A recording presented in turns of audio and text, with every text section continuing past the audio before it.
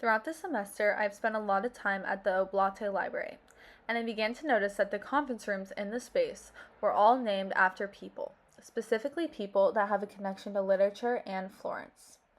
It is important to note that many people visit the Oblate Library, and it has become an important cultural center for Florence. In the reception area of the library, there is a large conference room with a plaque. The conference room has been named after Sibilla Aleramo, who, according to the Urban Chanto group that did a study about important women in Florence, was a writer, poet, and journalist, and is best known for her autobiographical novel titled Una Donna, which discusses Sibilla Aleramo's search for freedom and fulfillment as a woman. Sibilla was a member of the women's emancipation movement and was a known communist who was described as, quote, ahead of her time and, quote, unwilling to conform to the traditional female role and image.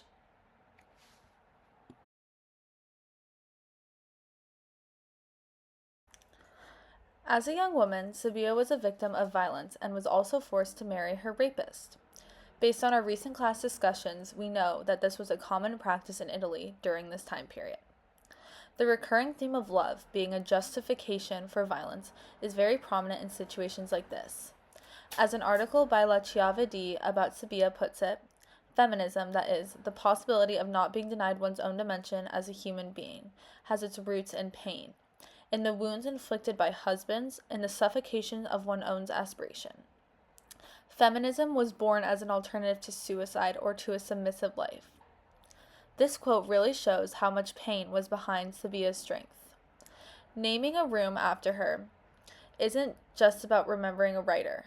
It's about honoring someone that took all the hurt that she experienced in her life and used it to fight for a better life.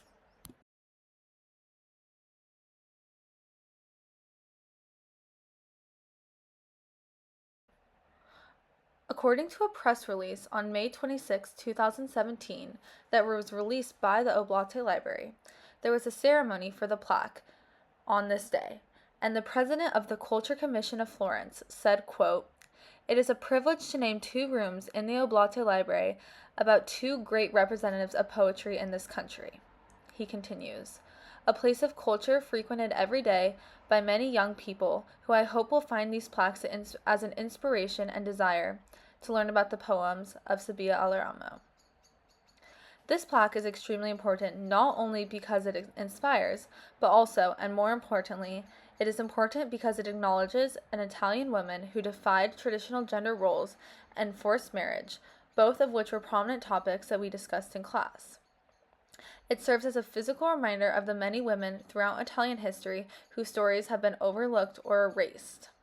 By placing this plaque in a public and an academic space like the Oblate Library, a place dedicated to learning and community, it gives visibility to voices that have historically been marginalized in Italian society.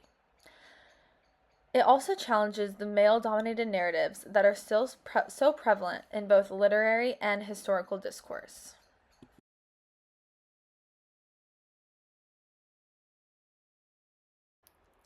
Having Sibilla Aleramo's name prominently displayed in a cultural hub like this is not just about remembering the past, but it's also about shaping the present and the future of Italy. It reinforces the idea that women's contributions to Italian culture specifically, literature, and society are valuable and worthy of recognition. In modern Italian society, where gender inequality still exists in various forms, these public acknowledgments play a huge role in shifting perspectives and creating a space for future generations of women and young girls to feel seen and empowered. In conclusion, it's important that young people, especially young women, who spend time in this library come across figures like Aleramo. Her story is full of strength and bravery, and having her honored here can really inspire others to speak up, push back against any injustice they feel, and share their own stories. More specifically, recognizing women in Italian culture isn't just about fairness, it's also about making the culture conversation more complete by including voices that have been often left out in history. Thank you.